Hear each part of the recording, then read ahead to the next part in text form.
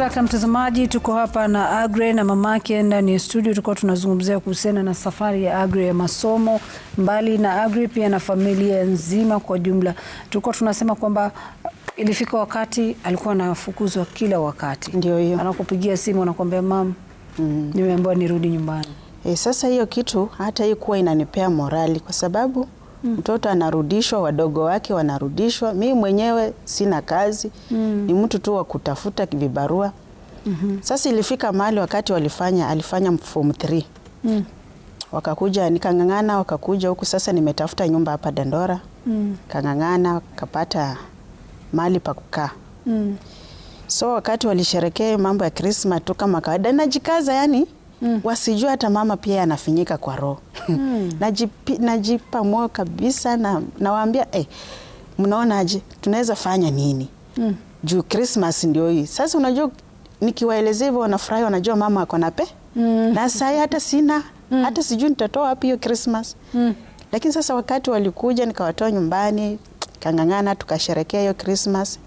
Na bado hiyo mtihani wa form 3 amepita. Yani amepata A.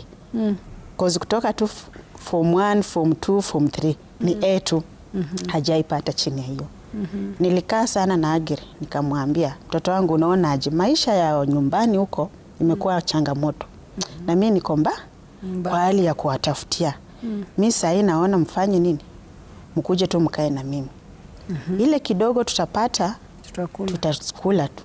Tusipopata tutalala. Na hata tusipopata mtu asijue leo tu kupata. Tusikue na kelele yote kwa nyumba. Na ilifika wakati hamkupata na mmelala? Yeah. Kwanza sasa ndio challenge ikawa ngumu kabisa kwa sababu sasa niko nao huku town. Mimi mwenyewe sina kazi vizuri, ni hiyo tu mjengo. Sasa ilibidi before wakuje nilikuwa sasa nishapata hiyo mjengo. Yenye mliona Aggrey akiwa ndani. Sasa nilikuwa naenda hiyo mjengo na wanakula. So wakati niliwatoa nyumbani nilikuwa tu kwa hiyo mjengo. Akili kanikujia wakati nilikuwa kwa mjengo. Hakuna haja watoto tena waende waishi peke yao na ambapo challenges ziko huko. Ilibidi mimi mwenyewe niliamua tu na roho yangu moja nikaambia watoto hamrudi nyumbani. Kitu ninataka nifanye twende na wewe Aggrey mpaka nyumbani, hata huyo mdogo niende nichukue transfer.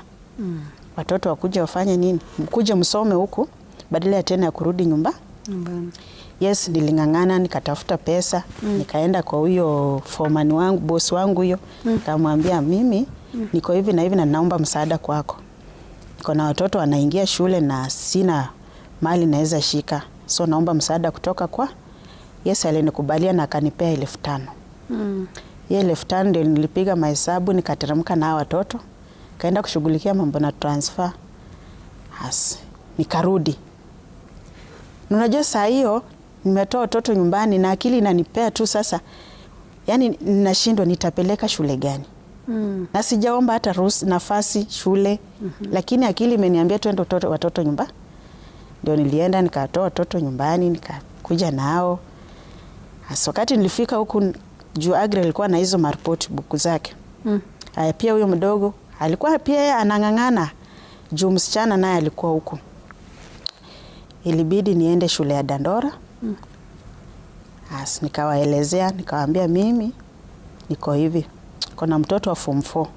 Naweza pata nafasi?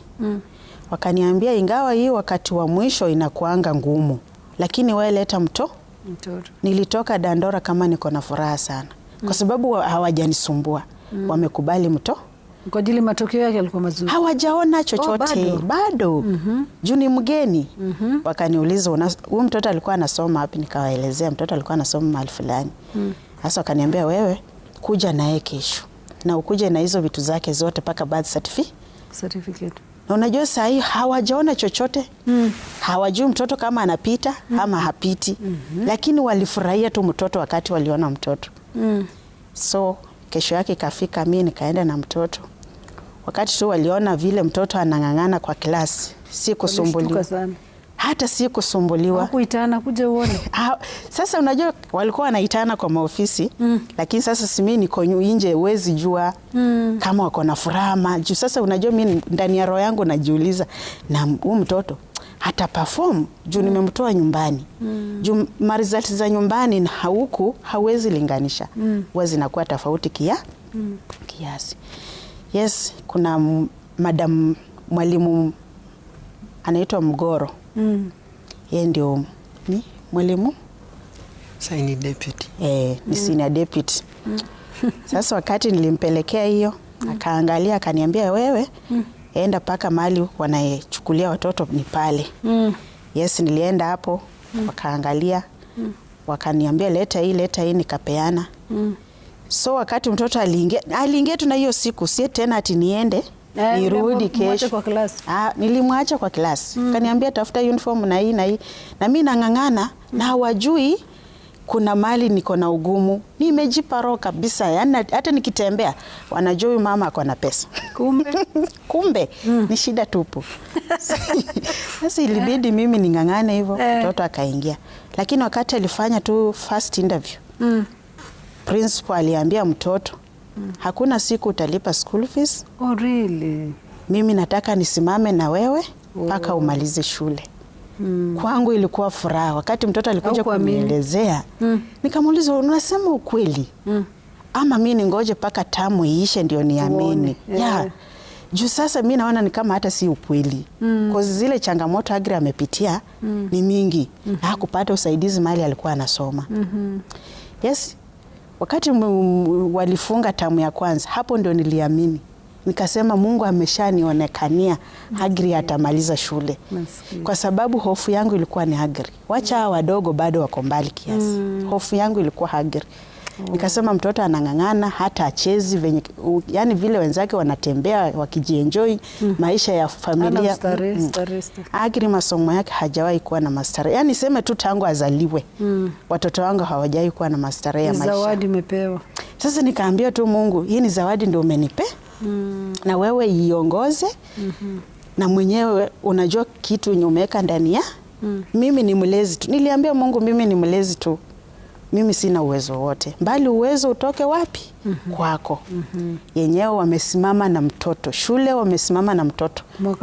Mwaka mzima bila mimi kutoa chochote. Sasa shule inaitwaje? Inaitwa Dandora Secondary. Okay, good stuff. Sasa Dandora Secondary ilisimama na mtoto na walimu wote wakakumbatia mtoto. Teacher yake class teacher Sharon aling'ang'ana na mtoto. Yani kila mwalimu alifurahia mtoto. Ukienda hata mimi sasa nilikuwa nikienda shule natembea na nguvu. Nasikia mama Aggrey, nasema yes. Karibu. Yani napewa furaha paka nasema Mungu ashatuonekania. Na sijajua mbeleni ndio kuna matunda. So wakati mtoto amemaliza shule, amefanya form 4, bado tuko na challenges, nyumba imefungwa. Sasa mama ngoja sema imefungiwa nyumba? Ngoja nikuulize, ulivyosikia kwamba Aggrey amepata A-. Wewe kama mzazi utafurahi, lakini ukikaa peke yako? Sasa nilifurahi sana hiyo siku. Tukaenda shule tukarudi. Lakini sasa wakati tulirudi kwa nyumba, watoto wanaona niko na furaha. Lakini mimi ndani yangu sasa nimeanza kujiuliza, na mtoto wangu ataendeleaje na masomo? Amepita. Na sasa nitapata wapi pesa ya kumpeleka shule? Sasa hiyo ndio ilikuwa hasa hofu yangu. Nimeanza tu kuwa na hofu na bado sijajua huko mbeleni itakuwaje. So wakati nilifurahia, shule wamenishika mkono. Sasa wakaniita tena shule. Kaniambia sasa mtoto, tunataka hivi. Tutang'ang'ana, tutakutumia wageni. Nikaambia mimi sina shida, wageni mkituma niko tayari kuwapokea. Wako kusaidia. Sasa mimi sikujua ni nyinyi mmetumwa mnatumwa. Sasa nikapigiwa. Sasa hiyo wakati si ilikuwa Friday, Saturday asubuhi nikapigiwa simu, sikushika simu. Simu ikiwa juu ya mawe siwezi chukua simu nitembee nayo kwa mawe itaanguka. Nilikuwa nimeshachukua simu nimepeana huko wanishikie. Paka nikishuka ndio sasa nifanye nini, nichukue simu. Sasa kwenda kuchukua simu saa 6. Nikaangalia sana nikapata missed call mingi. Kuflash Mwalimu Kevin akanipigia akaniambia kuna wageni walikuwa wanakutafuta na wamepiga simu yako, ni mteja. Mimi nimepiga haupatikani, inalia tu. Kaambia hapana, waambie mimi niko available. Na nitoke hapa niende kwa nyumba. Akaniambia hapana, wewe endelea na kazi ya wanakuja huko. So wakati Citizen ilinipigia simu, sasa watu wanaona tu nafurahia, nasherekea, na hawajui ni nini inafanya nifurahie. Wengine wakaanza kusema anafikiria ile yenye aliona jana, wakati alienda shule, wakati mtoto wake amepita. Na kumbe ni nyinyi mmekuja kunishika mkono. So wakati tuombe Mungu kwamba kila kitu kitakuwa sawa. Na kwa Aggrey, sasa nataka tuzungumze nawe. Tumeongea na mama sana. Aggrey, ilifika wakati ambapo unamwangalia Matheu, unamhurumia, unasema kwamba mimi sasa naona kama nakuwa mzigo, ama ilifika mahali ukasema mimi sawa, as much as ni mwerevu, sitaki kumsumbua mama, acha heri nimsaidie kulisha hao ndugu zangu? So kwanza mwanzo nilianzia kule ambako nilikuwa nasoma kabla nikuje Dandora. Wakati nilikuwa natumwa nyumbani fee, kama ningepata pahali penye maybe naweza lipwa hata kama ni 200 kwa siku, nilikuwa nafanya at least jioni tupate chakula. Lakini wakati mwingine unaenda unamfanyia mtu kazi, anakuambia vizuri nitakupea 300, lakini wakati wa malipo juu anaona wewe ni mtoto na maybe hauna ID, anaamua kupea 200.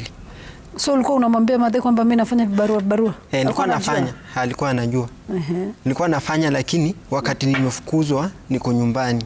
Nimekaa sana. Sasa after nafanya kazi asubuhi mpaka kitu kama saa 11, jioni naenda nasoma.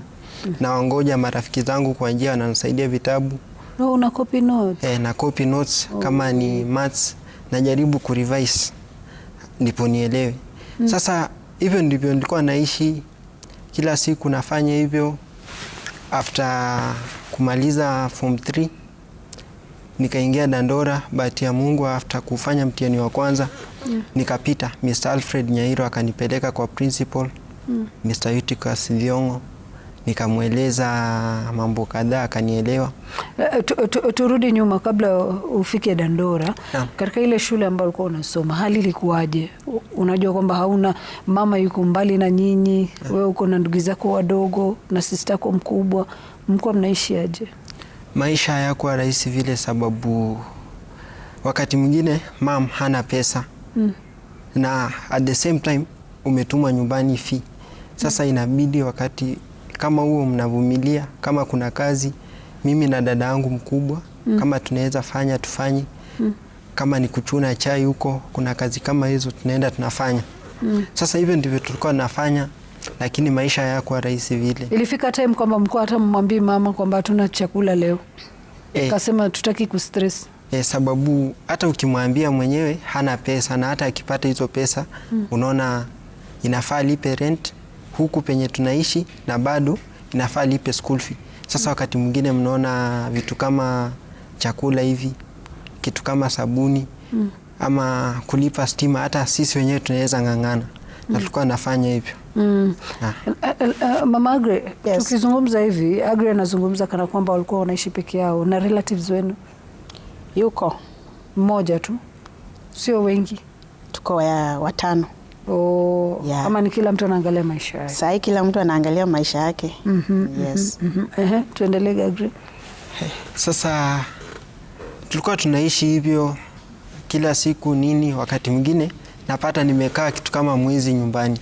Lakini the good thing, nakaa nyumbani, naomba notes, naandika, nasoma, kama ni kurevise narudia ndipo nielewe, nikirudi shule nisikanganyikiwe.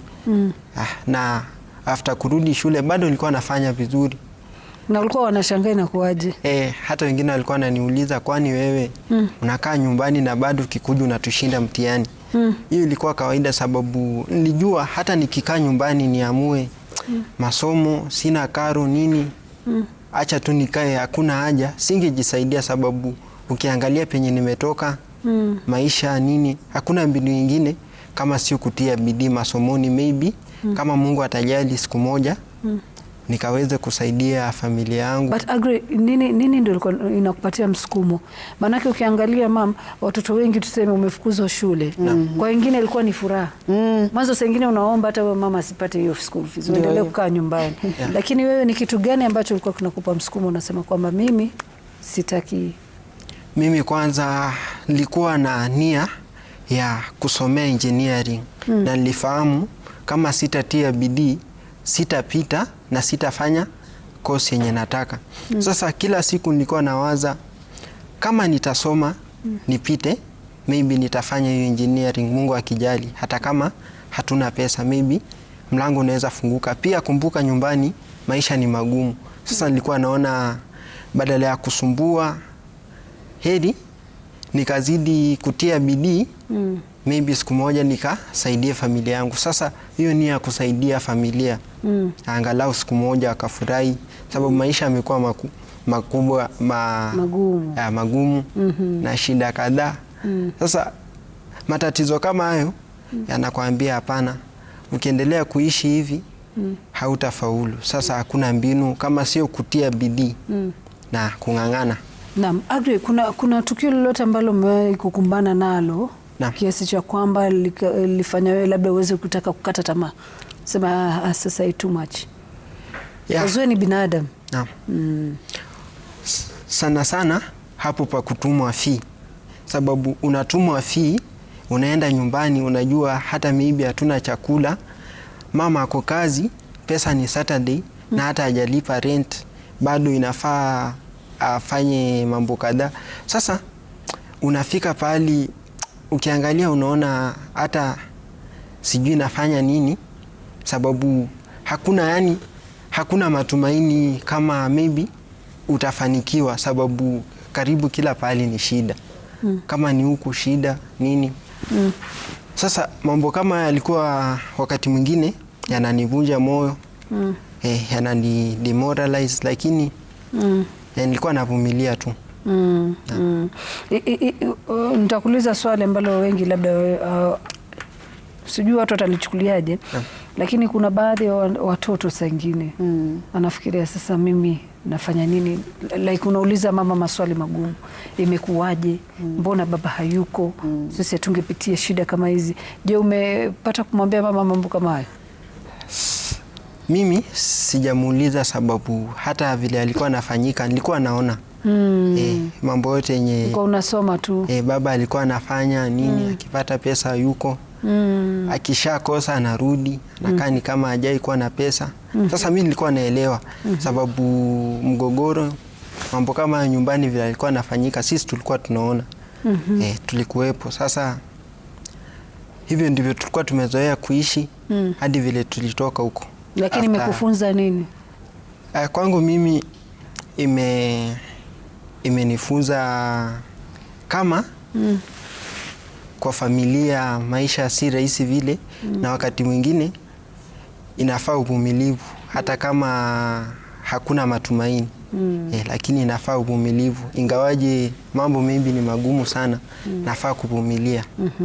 Aggrey, ulipopata marks zako kwamba wewe umepata A-, mmefurahi mpaka tukaja tukawaangazia, ukikaa peke yako unamwangalia mama, mimi nataka kuwa engineer, lakini unaona kwamba hakuna nuru gizani, nyinyi mme struggle mpaka form 4 mzima umesomeshwa na Dandora School, si ndio? Naam. Na una imani kwamba hata hiyo Dandora School sidhani kama itaweza kuwachukua mpaka university. Ni kitu gani ambacho kinakuja kwa akili yako? Mimi kwa kupata results nilifurahi, lakini kwa kuanza kuwaza kama maybe naweza pursue mechatronic engineering ilikuwa inanipea wasiwasi, sababu ukitazama vizuri hakuna pesa nyumbani, maisha ni magumu, hata wewe mwenyewe unafanya mjengo, kazi ni ngumu, hata ukiweka pesa sijui kwa muda gani hakuna vile zinaweza tosha.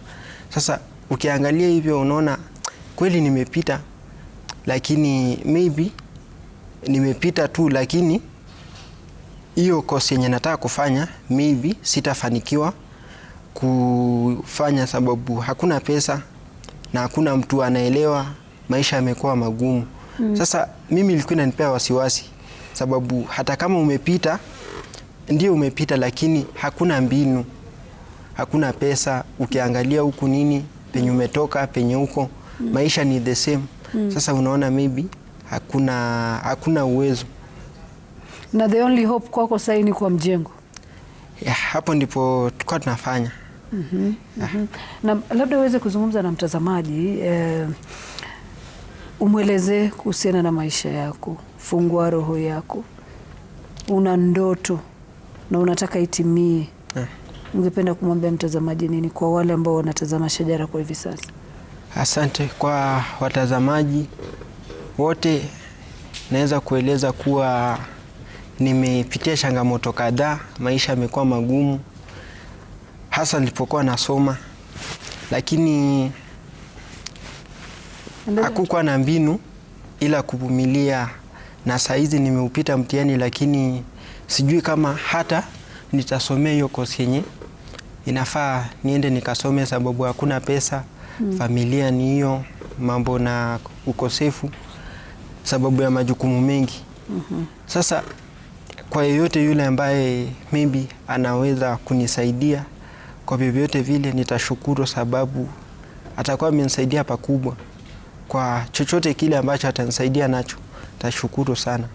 Sababu hata hiyo kazi yenye nilikuwa nafanya mjengo haiwezi nisaidia.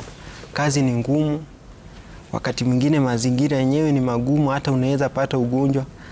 Sasa ni kazi hauwezi tegemea ikusomeshe ama ikufanye uendeleze masomo. Sasa kama kuna yeyote ambaye maybe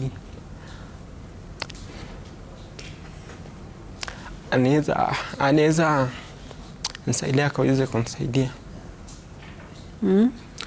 Asante. Naam, pole Aggrey. Na mtazamaji, ndi Aggrey ameweza kufunguka, ameweza kufungua roho yake kwamba ana ndoto ya kuwa mhandisi siku moja, na kama mmeweza kumsikia anasema kwamba ndoto yake iko mikononi mwenu kwa wale ambao mnatazama. Lakini mama, kidogo nitakuuliza swali. Wanasema kuna hizi bursaries watu wanapewa, kuna scholarship watu wanapewa. Mmewahi kujaribu hata siku moja? Ya, nilishaijaribu wakati Aggrey alipata class 8, aliperform class 8. Hiyo max alipata 4.7. Lakini si kupata usaidizi. Nilikimbia paka Equity, hizi bursaries hizi zingine, lakini si kupata mtu ambaye anaweza tu nisimamia ambapo hizo bursaries zinisaidie. Paka wakati Aggrey amemaliza shule sijaitumia hizo bursary ama sijaisaidika. Najua Aggrey kidogo kwa overwhelmed.